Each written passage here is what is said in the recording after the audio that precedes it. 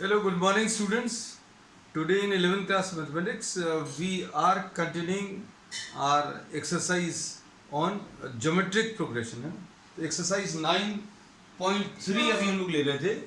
Exercise 9.3 में we had completed up to question number 22, and today we will be starting from question number 23. Question number 23 ले लें. अच्छा हाँ, इसमें एक स्टूडेंट तीशा का डाउट था, वो भी अभी हम क्लियर कर दें कि there are two formulae which we have been using frequently, a r to the power of n upon r minus one, और दूसरा एक S is equal to a into one minus r to the power of n. These are two different types of formulae which are given in the book and we have been using these frequently, है ना.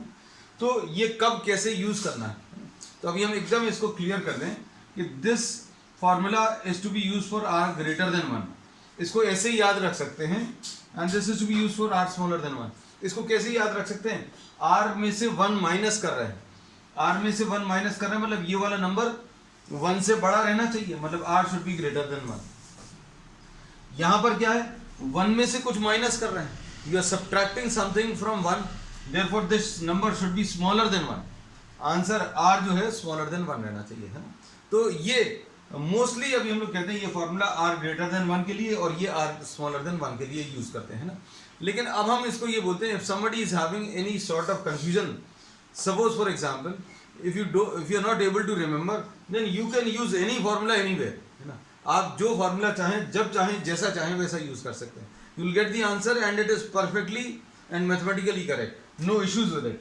तो फर्क क्या पड़ता है दो अलग अलग फॉर्मूलेज देने का, तो फर्क ये पड़ता है कि आपको थोड़े से कैलकुलेशंस, नंबर ऑफ स्टेप्स जो है कम हो जाते हैं अगर आप ये respectively r greater than one और आर स्मॉलर देन वन के लिए यूज करें. So if someone is having any problem, then you can just skip any one of the formulas and you can just use one formula. आप r smaller than one हो तो use करो, are greater than one हो तो भी use करो, you can use any formula anywhere, है. तो होपफुली ये अब डाउट नहीं रहेगा कि कौन सा फॉर्मूला कब यूज करना है. तो ये आर ग्रेटर देन वन के लिए, दूसरा वाला स्मॉलर देन वन के लिए, but any formula can be use anywhere, है. अब इसमें देखो बच्चों, क्वेश्चन नंबर 23 में is the first and the nth terms of a GP.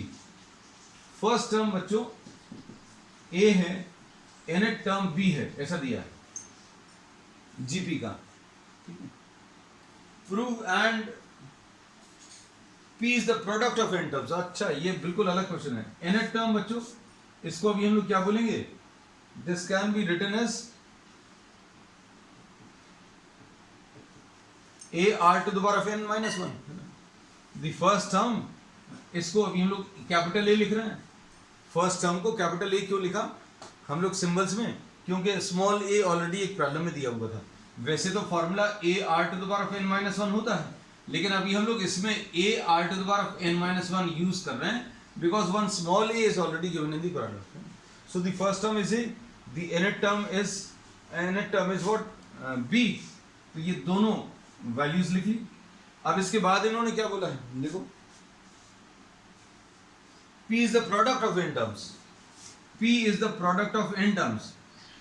p is the product of n terms. अच्छे से देखना बच्चों, प्रोडक्ट ऑफ एन टर्म्स मतलब क्या आ जाएगा, ये बच्चों ए है पहला टर्म, फिर दूसरा टर्म ए आर है, फिर तीसरा टर्म ए आर स्क्वायर है, फिर चौथा a r cube, a r to the power of 4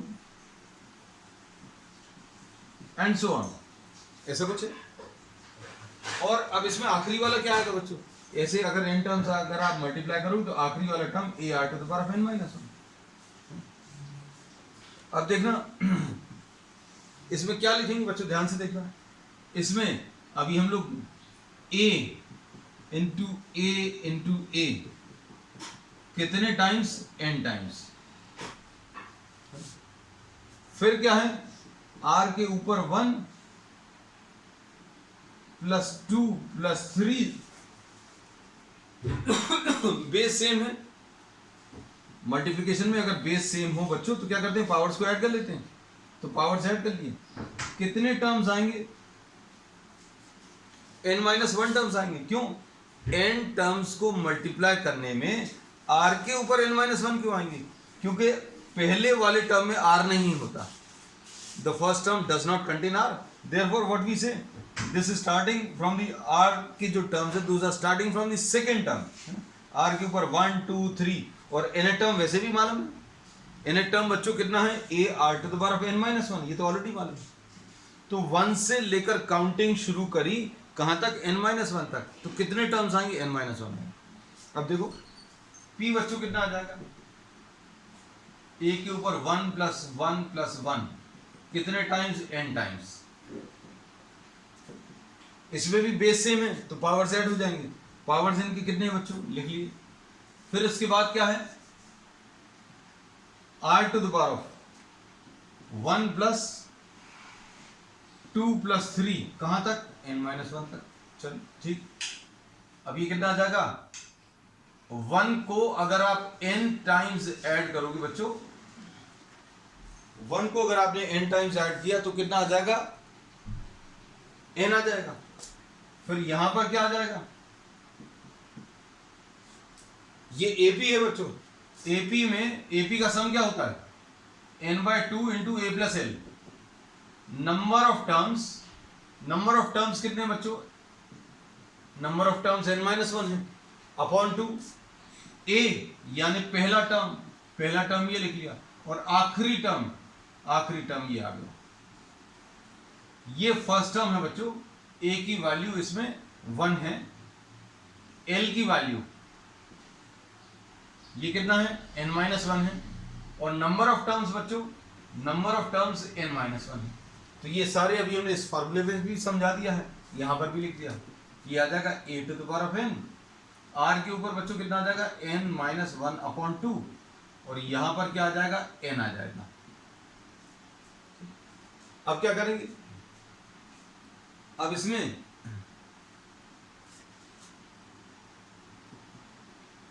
a r to the power of n-1 upon 2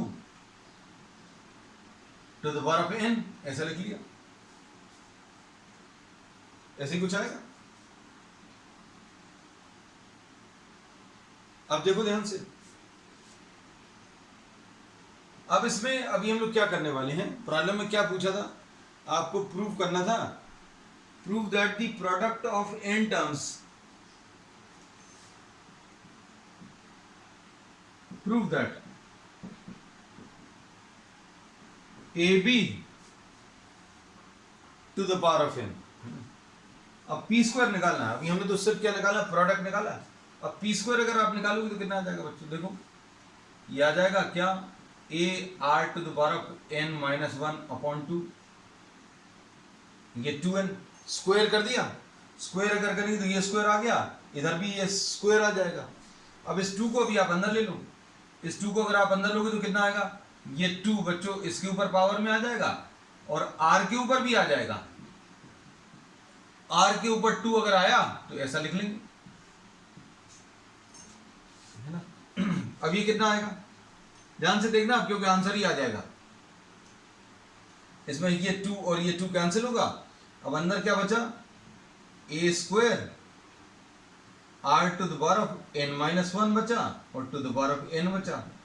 अब इसको कैसा लिखेंगे, a into a r to the power of n-1, a square को आपने a into a लिख लिया। अब इससे फायदा क्या हुआ, देखो जरा ध्यान से,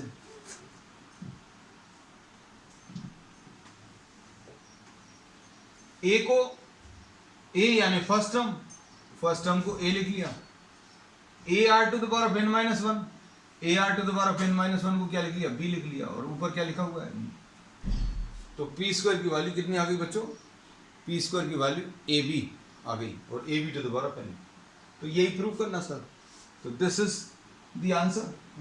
चलिए नेक्स्ट क्वेश्चन नंबर 24 देखो,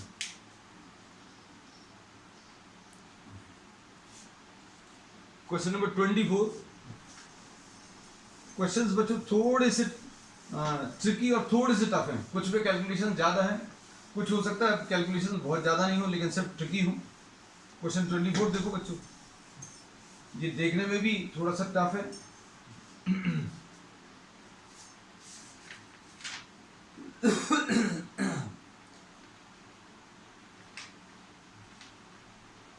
question number 20, show that the sum of first n terms of a GP to the sum of terms from n+1। देखो अब इसमें पता नहीं कैसा कैसा दिया है, एक जीपी दी है। क्वेश्चन नंबर डाल दें पहले, क्वेश्चन नंबर कौन सा है इसमें, क्वेश्चन नंबर कौन सा है ये, क्वेश्चन नंबर 24। एक तो सबसे पहली चीज तो ये समझो कि 2n टर्म्स की जीपी दी हुई है, देयर आर 2n टर्म्स, है ना। तो अब हम लोग इसको कैसा बोलेंगे, देखो a r square a r to the power of n-1, ये तो n टर्म्स लिख लिए। n टर्म्स कैसे समझ आती होगी बात भाई। nth टर्म क्या होता है, nth टर्म का formula a r to the power of जो भी यहां पर लिखा है उससे एक कम करते हैं, 1 less than n, if this is n then this will be n-1। अब इसका अगला टर्म अगर आपको लिखना है तो दो तरीके हैं, आप 8 से मल्टीप्लाई करते जा रहे हो, so you just go on increasing the power by 1। r का पावर 1 है, फिर 2 हो गया, फिर n-1 आ गया, तो अगला जो है a r to the power of n आएगा, है ना। अगर आपको मान लीजिए ये बातें नहीं समझ में आती तो अभी हम लोग एक और तरीका है कि भाई ये तो n टर्म्स हैं, ये कितने टर्म्स हो गए, n टर्म्स, ये वाला कौन सा टर्म रहेगा, ये n+1 टर्म रहेगा, n+1 टर्म का फॉर्मूला लगा दो।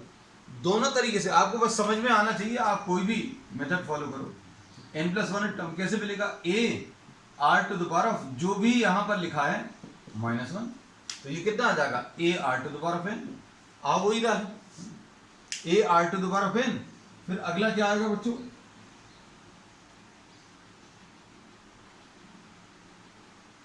A r to the power of n, a r to the power of n+1, a r to the power of n+2। क्या करना, पावर्स बढ़ाते जाओ, you just have to go on increasing the powers by 1। और आखिरी क्या आएगा, 2n terms हैं, तो 2nth टर्म कैसे मिलेगा, a r to the power of 2n-1। बच्चों बस ये समझ में आना चाहिए। तो अब हम लोग क्या बोलते हैं बच्चों, ध्यान से सुनना, ए है, अगला टर्म ए आर है, अगला term a r square, just go on increasing the power by 1, है ना। ऐसा nth टर्म लिख लो, nth टर्म ये लिखा हुआ है, और उसका अगला टर्म कैसे लिखोगे, just increase the power by 1, n-1 power था, इसमें 1 बढ़ा दो, a r to the power of n आ गया। अगला टर्म कैसे लिखेंगे, a r to the power of n+2, ऐसे लिखते चले जाओ। और आखिरी वाला टर्म यानी 2nth टर्म, तो 2nth टर्म ये लिखा हुआ है, a r to the power of 2n-1। अब प्रॉब्लम में क्या पूछा है, देखो जरा, ratio of sum of first n terms, ठीक है बच्चों, to the sum of first next n terms. चलो ठीक, देखो इसको अभी हम लोग क्या बोलेंगे, क्या पूछा है, शुरू के n terms a plus a r square, ये वाले टर्म्स का सम, और नीचे कौन से वाले, next n terms a r to the power of n plus a r to the power of n+1 plus a r to the power of n+2,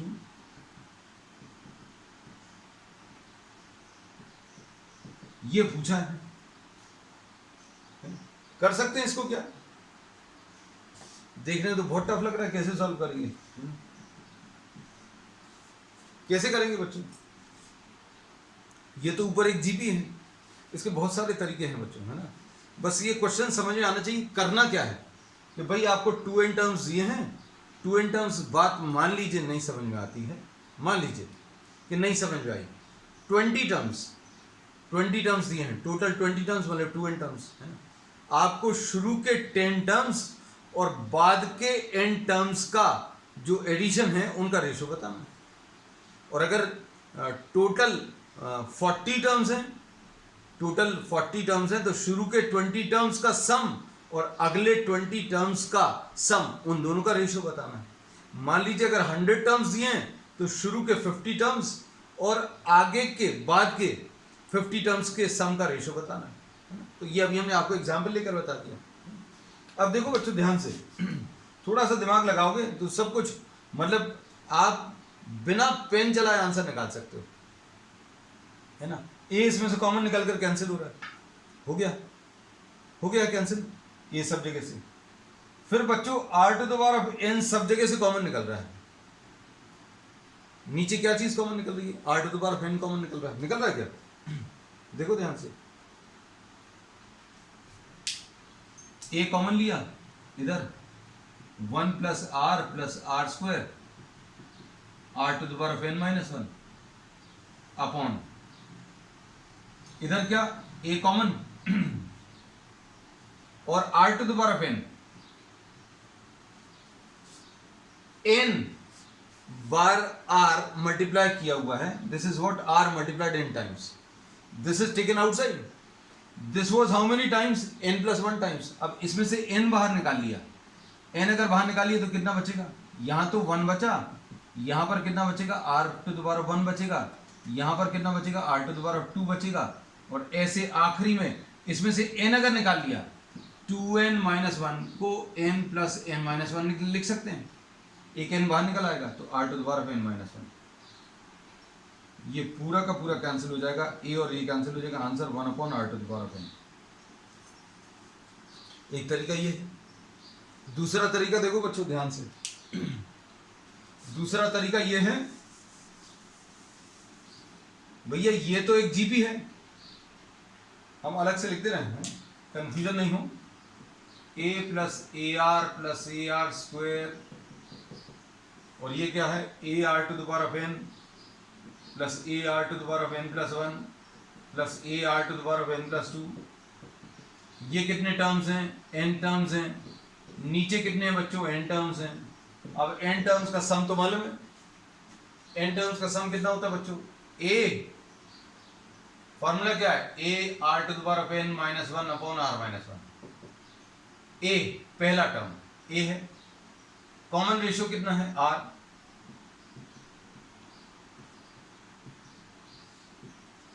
नीचे कितना है? पहला टर्म, इधर पहला इधर फर्स्ट टर्म कितना है? फॉर्मूला यही लगेगा, लेकिन ये फर्स्ट टर्म है, बस बाकी सब कुछ same, r to the power of n minus 1 upon r minus 1। ये और ये कैंसिल होगा, ये और ये कैंसिल होगा, ये आंसर आ गया। तो इसमें अभी हमने बोला बच्चों आपको जो मेथड क्लिक कर जाए उस मेथड से अभी आप इसको सॉल्व कर सकते हैं। चलो अब इसके बाद नेक्स्ट है बच्चों,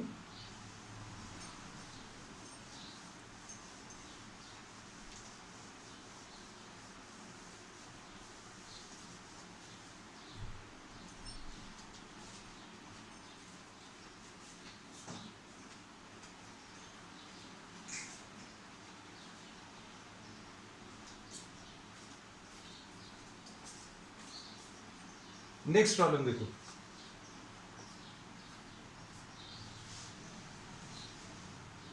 इसमें एक मेथड और है, चलो वो भी बता दें, हम सोच रहे थे नहीं बताएं। जैसे सपोज फॉर एग्जांपल अगर आपके पास 20 टर्म्स हैं, a1 a2 a3 a4 a5 a6 a7 a8 a9 और a10, सिर्फ 10 ले रहे हैं, 20 भी नहीं ले रहे हैं। अब इसमें इन्होंने क्या बोला बच्चों? शुरू के 5 terms a1 plus a2 plus a3 plus a4 plus a5 upon क्या बताना है? a6 plus a7 plus a8 plus a9 plus a10। सिर्फ एग्जाम्पल के लिए अभी हमने 10 टर्म्स लिए, 2n नहीं, 2n में क्योंकि हो सकता है आपको, तो इसको क्या लिख सकते हैं बच्चों? इसको अभी हम लोग बोल सकते हैं S5, सम ऑफ 5 टर्म्स, कोई दिक्कत नहीं। इसको क्या लिख सकते हैं? इसको अभी हम लोग लिख सकते हैं बच्चों 10 टर्म्स में से 5 टर्म्स माइनस कर दो, ये S10 क्या आ जाएगा? पूरे ये S10 क्या आ जाएगा?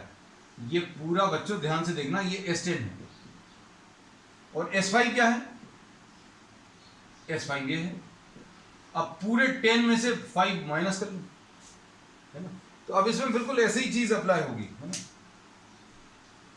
हम ये सोच रहे थे कि नहीं बताएं, लेकिन हाँ कई बुक्स में ऐसा दिया हुआ है, तो कुछ बच्चों को फिर बाद में डाउट आता है कि ये वाला मेथड बताओ, है ना। फिर लास्ट में करेंगे वही जो अभी हमने इजी वाला बताया, लेकिन बता दे रहे हैं। देखो इसमें अभी हमने क्या बोला, आपको जो बताना है a1 plus a2 plus a3 and so on up to an upon an plus 1 plus an plus 2 and so on, कहां तक a2n तक। तो ये एक्चुअल में बच्चों क्या है, इसको और थोड़ा सा डिटेल में लिख दे रहे हैं। a1 plus a2 plus a3 and so on up to an है। इसमें क्या कर रहे हैं, n प्लस 1 से लेकर 2n तक है ना। तो अब हम लोग इसमें a1 plus a2 plus a3 ये जबरदस्ती अभी हम लोगों ने ऐड कर दिया। नीचे तो तुम लोग बोलोगे कि सर यहां पर तो सिर्फ इतना लिखा था, इधर से लेकर इधर तक, आपने ये कहां से ले आए। तो अभी हम बोल रहे हैं ये जबरदस्ती लिखा है, इसलिए इसको माइनस भी कर दें।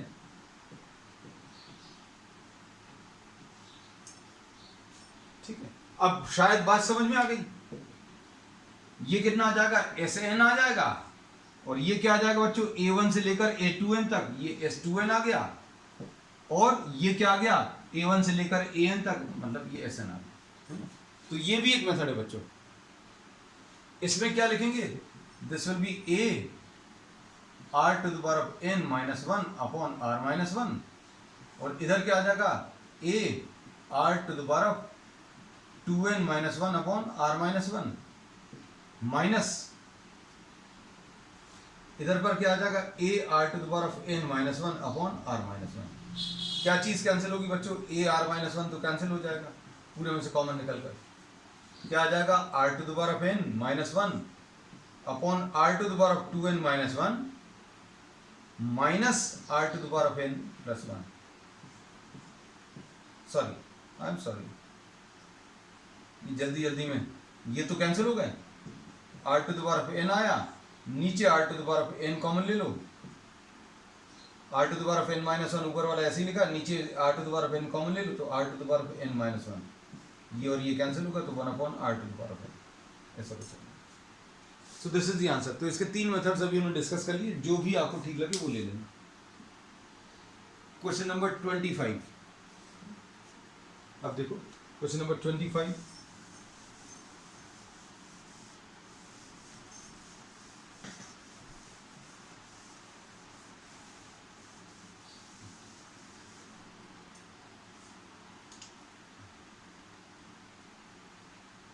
ABCD GP में है, ABCD RNGP, और आपको प्रूव करना है बच्चों क्या, a square plus b square, prove that a square plus b square plus c square into b square plus c square plus d square is equal to a b plus b c plus c d का whole square.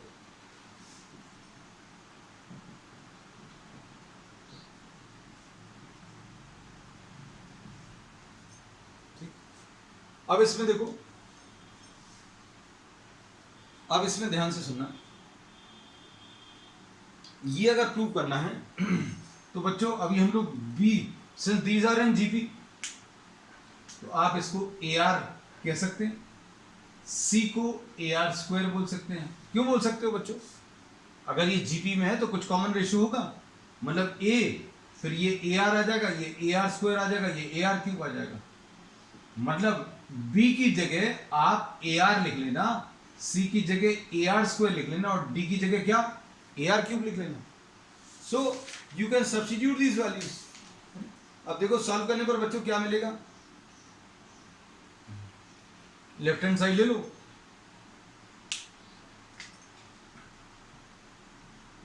और right hand side ले लो, दोनों में values रखो। ये क्या है, a square plus b square plus c square into b square plus c square plus d square, ठीक है, और राइट हैंड साइड क्या है, a b plus b c plus c d. अब क्या आएगा ये, ए स्क्वायर है प्लस बी की जगह क्या आ जाएगा, a square r square, c की जगह क्या आ जाएगा बच्चों, a square r to the power 4। अब इधर बी की वैल्यू रखो बच्चों, बी की value a square r square, c square की वैल्यू बच्चों c square a square r to the power 4 plus b की value a square r to the power 6। अब क्या कॉमन निकलेगा बच्चों इसमें, ए स्क्वायर कॉमन निकला, 1 plus r square plus r to the power 4, और इधर क्या कॉमन निकलेगा, इधर a square r square common निकलेगा, a square r square common, अंदर क्या बचेगा 1 plus r square plus r to the power 4, यानी सॉल्व करने पर बच्चों ये कितना आ गया left hand side,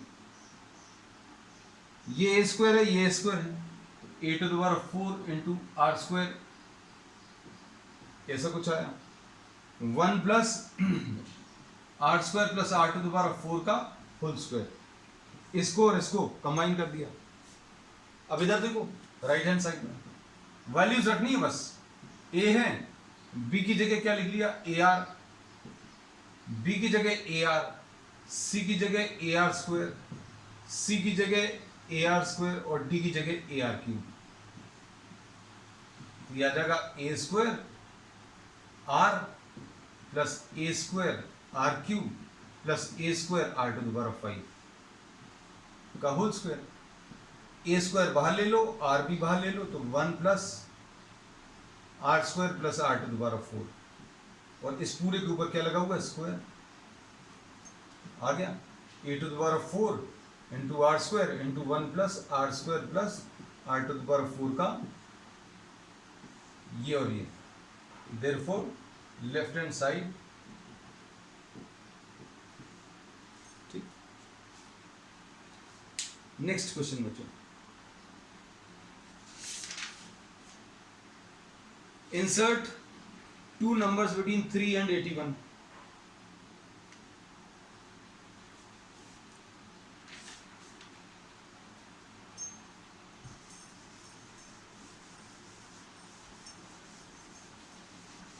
question number 26 देखो बच्चों,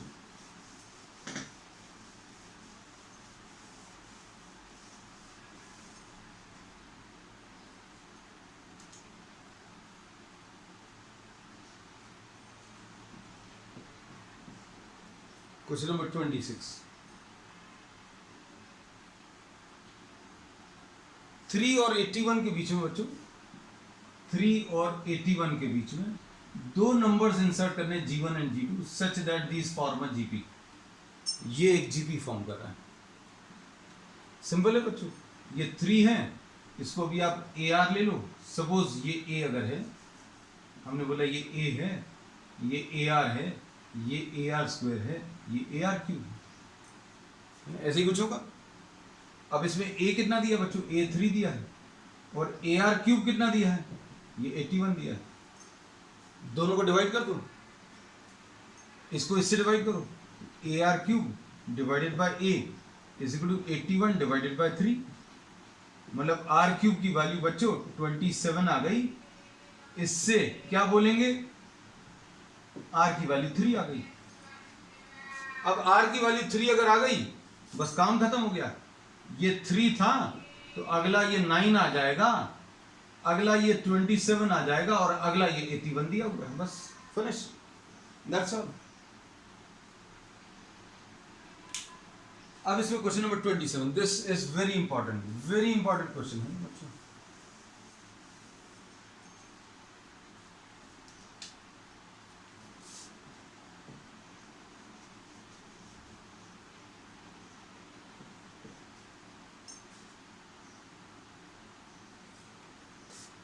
a to the power of n plus 1 plus b to the power of n plus 1 upon a to the power of n plus b to the power of n is the geometric mean between a and b.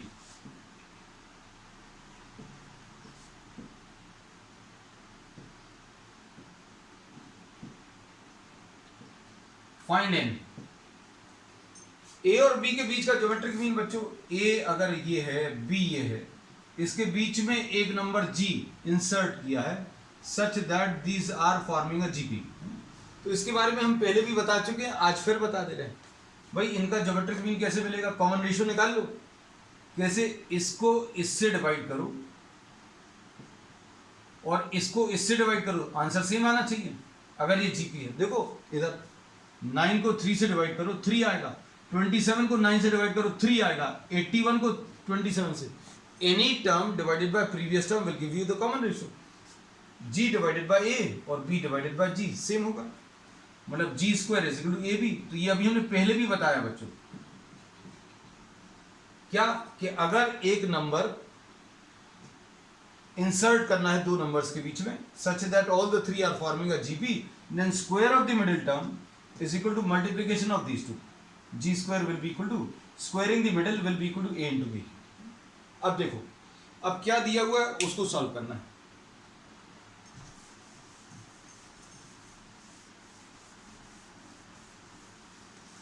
अब इसमें इन्होंने कहा है कि बच्चों a to the power of n plus 1 plus b to the power of n plus 1 upon a to the power of n plus b to the power of n, ये g के बराबर है.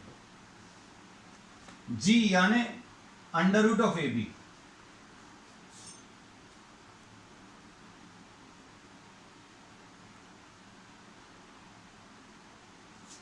Under root of a b का मतलब क्या है? A to the power of n plus 1 plus b to the power of n plus 1 upon a to the power of n plus b to the power of n is equal to a to the power of 1/2 into b to the power of 1/2. इसको तो solve करने का तरीका सिखा रहे हैं बच्चों. Trick तो अभी हम you'll get the answer in hardly 5 seconds. a to the power of n plus 1 plus b to the power of n plus 1 will be equal to a to the power of 1/2 into b to the power of 1/2 into a to the power of n plus a to the power of 1/2 into b to the power of 1/2 into b to the power of n. इसको इससे multiply कर दिया, तीन terms आएंगे.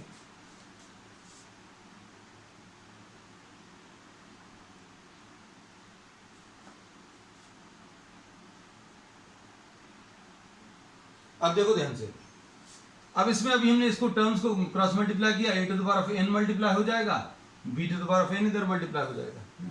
अब क्या आ जाएगा बच्चों? a to the power of n plus 1 प्लस b to the power of n plus 1 is equal to a to the power of n plus 1/2 into b to the power of 1/2 plus a to the power of 1/2 into b to the power of b के powers add हो जाएंगे. बस अब सारे terms को कहां पर? Left hand side पर ट्रांसफर करो, सॉल्व कर लो.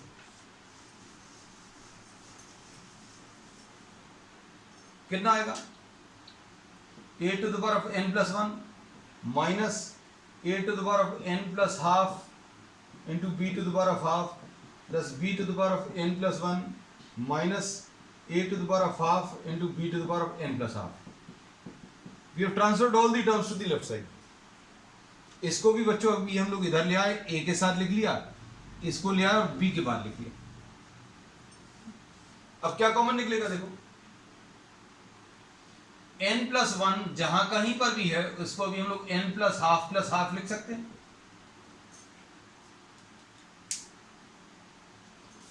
1/2 plus 1/2 is 1. बच्चों इसको अभी हम लोग क्या लिखने वाले हैं? n plus 1/2 plus 1/2. इसकी जगह क्या लिखने वाले हैं? n plus 1/2 plus 1/2. क्यों लिख रहे हैं ऐसा? क्योंकि अब a to the power of n plus 1/2 common ले लेंगे, तो क्या बचेगा यहां पर? a to the power of 1/2 बचेगा, और यहां पर क्या बचेगा? b to the power of 1/2 बचेगा. e to the power of 1/2 n plus 1/2 बाहर निकाल लिया. अब यहां पर क्या कॉमन मिलेगा? Minus b to the power of n plus 1/2, इसको पहले लिखा तो क्या आएगा, a to the power of 1/2, minus sign भी ले लिया, यहां पर क्या आ जाएगा, एन प्लस 1/2 बाहर निकाल लिया, तो बी के ऊपर एन प्लस 1/2 बाहर निकाल लिया, तो क्या बचेगा, बी के ऊपर हाफ बचेगा।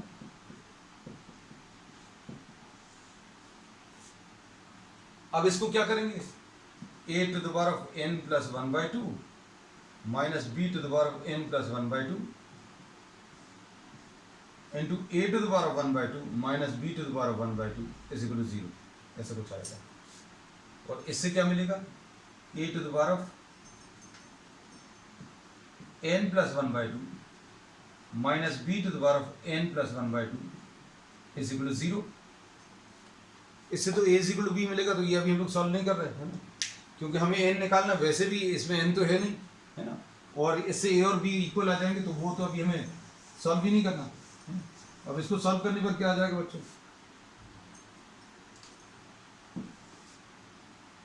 ए to the power of n plus 1/2 will be equal to b to the power of n plus 1/2, मतलब ए अपॉन बी, इसको नीचे ले आए, इक्वल टू 1 आ जाएगा। और 1 को क्या लिख सकते हो, 1 is what, anything to the power of 0, वो एनीथिंग क्या है, a upon b to the power of 0। किसी नंबर को, जैसे मान लो इसको सॉल्व करना है ना, तो ए अपॉन बी के ऊपर कुछ पावर है, इसको सॉल्व अगर करना है, इसको वैसा समझ लो बच्चों। इसको कैसा समझ सकते हो कि भैया इसके पावर में ये लगाया तो 1 आ रहा है। अब इसके पावर में क्या लगाने पर 1 आता है, जब n प्लस 1/2 कितना आएगा, 0 आएगा। या फिर इसको ऐसा समझ लो कि हमने a अपॉन बी के ऊपर 0 लगा दिया, a अपॉन बी का इधर पावर और a अपॉन बी का इधर पावर, दोनों को इक्वल कर दो, तो n की वैल्यू बच्चों इसमें कितनी, ठीक है। अब इसमें बच्चों इसकी शॉर्ट ट्रिक्स के लिए भी अभी हम लोग एक अलग से वीडियो ले लेंगे, क्योंकि आपको अरिथमेटिक में भी आया था ऐसा, उसमें तो ट्रिक्स बता दी थी, लेकिन इसके लिए और उसको कंबाइन करके will be having a separate lecture on this. चलिए आज के लिए इतना ही, we will continue with the remaining problems on the next one, that's all for today.